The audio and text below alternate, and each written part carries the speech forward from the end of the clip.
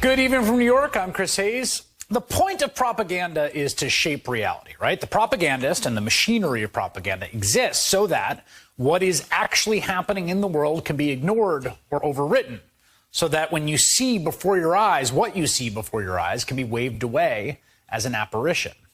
The point of journalism in a free society is to see things clearly, right? To reflect reality. And let's be clear, we all bring our biases to stories. We choose which stories to tell and which stories we do not tell. Reality itself is complicated with a million stories out there, just like history itself. And so the line between good faith journalism undertaken in a free society, even with a perspective or an agenda, and bad faith propaganda, that line sometimes can be obscured or faint. But believe me, it is there. What we are seeing in this country is a sustained effort of concerted propaganda to destroy the civic terrain necessary to hold up democracy. Here's what that looks like.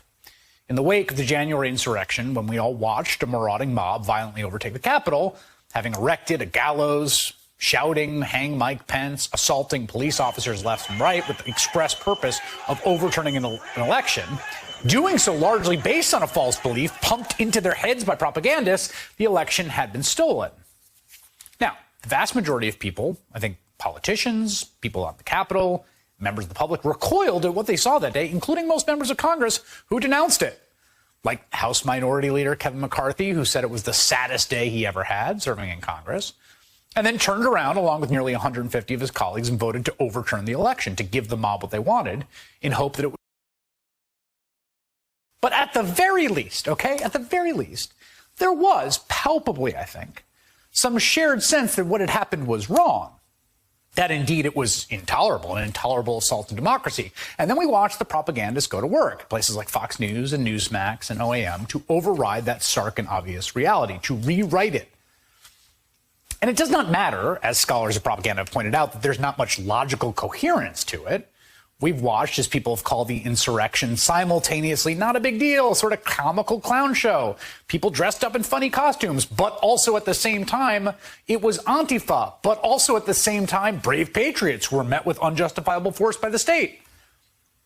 And despite the fact that none of that makes sense, despite the fact that people who stormed the Capitol had to convince their own brethren on social media that they weren't Antifa, like Ryan Nichols, a Marine veteran charged in the attack, who wrote on Facebook, "Hey, listen up.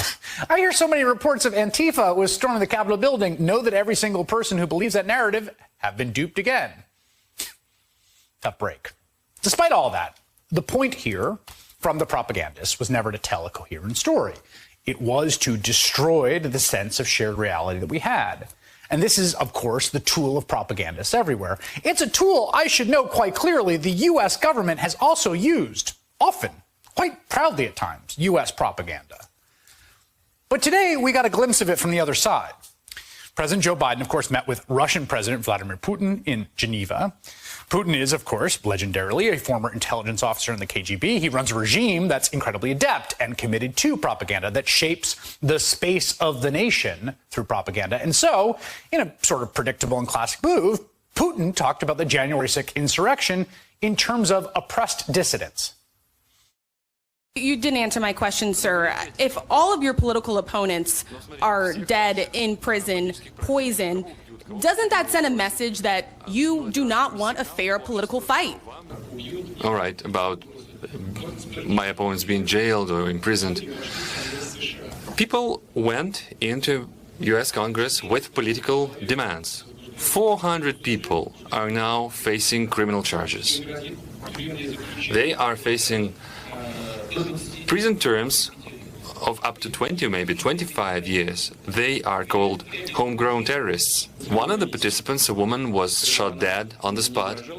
She was not threatening with, with arms or anything. Why am I bringing this up? Many people are facing the same things as we do. Say it's all the same. Now, look, that's just Vladimir Putin doing what he does, right? He's attempting to sort of flip American sanctimony about human rights on its head. It's something he does quite adroitly. It's something that Russian leaders have done for years. And sometimes, they land a few punches, right? But it's not like he's the source of the propaganda Americans are getting. That comes from right-wing media, places like Fox News. And for months now, they have been pumping people full of this story, this propaganda that the January 6 rioters were brave patriots, tread upon by the state, punished for dissent, not for a violent assault on the Capitol to overturn an election. And this narrative has now ended up in the final resting place of all conspiracy theories, the false flag theory. Last night, Fox News host Tucker Carlson was selling his audience in his, just asking questions way that the entire thing, the storming the Capitol by a mob of rioters, was a false flag set up by the FBI. This conspiracy theory, the feds are behind the Capitol riot, is based on a report from this fringe right-wing publication Revolver, which we know Donald Trump likes. It's crazy, crazy stuff. It's in the same category as Hugo Chavez's ghost changing votes and Italians using magical satellites to get into voting machines. But again, the purpose here is not for communicating information. It is to break the consensus of reality so that people can be manipulated and radicalized. And it is incredibly dangerous, and it is working. A new poll out today says that more than half of Republican voters think election reviews will change the 2020 outcome. They won't. There's nothing to review. FBI is now warning lawmakers that QAnon followers may become more violent. And a new survey from the Brennan Center says that 1 in 3 U.S. election officials feels unsafe on the job. 1 in 6 reported being threatened because of their work. 1 in 6. The same people, like Kevin McCarthy, whose adrenaline was rushing through their cheeks, right, in the wake of that fight or flight response, with the crowd outside, when they huddled into secret locations away from the mob that was braying for their blood, who could recognize the danger of what they saw in that moment, all those same folks, right, who are on the other side of the door, up to and including Senate Minority Leader Mitch McConnell, are now running cover for this propaganda.